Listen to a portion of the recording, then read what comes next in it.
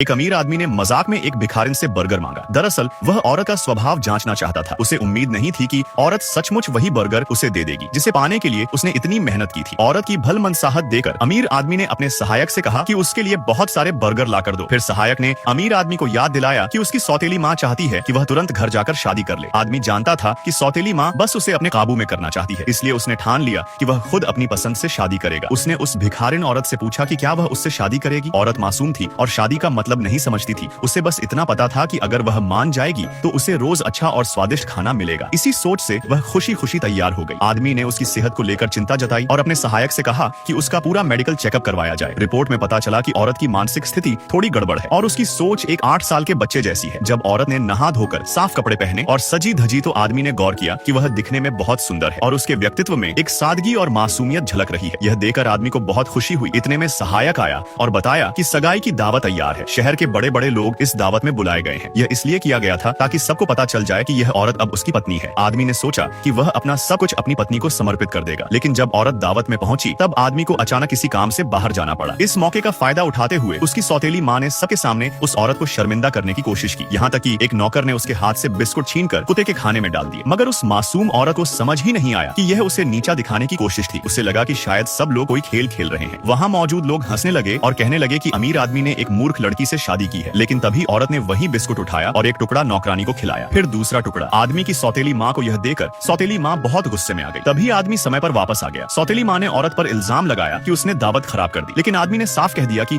अगर उसकी पत्नी खुश है तो वही उसके लिए सबसे बड़ी बात है और वह अपनी पत्नी को सब कुछ देने के लिए तैयार है। और फिर पार्ट 2 के लिए लाइक करें।